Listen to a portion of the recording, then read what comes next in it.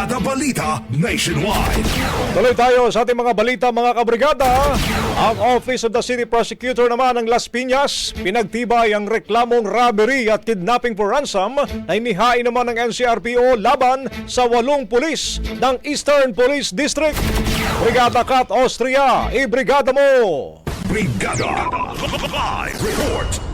Pinagtibay ng Office of the City Prosecutor ng Las Piñas ang mga reklamong isinampa ng National Capital Region Police Office laban sa 8 pulis ng Eastern Police District na sangkot umano sa kaso ng robbery at kidnapping for ransom.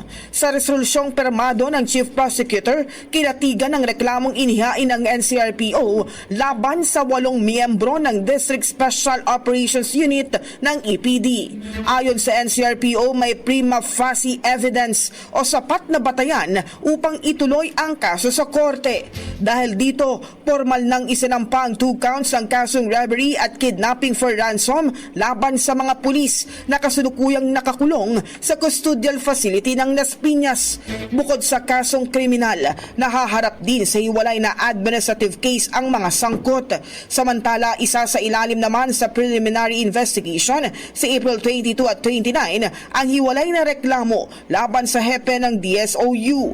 Ayon kay NCRPO Regional Director Major General Anthony Aberin, tututukan nilang pag-usad ng mga kasong kriminal at titiyakin ang pagsasagawa ng administrative investigation. In the heart of changing lives, ako si Brigada Kat Austria ng 105.1 Brigada News sa Manila, the Music and News Authority. Brigada Balita Nationwide.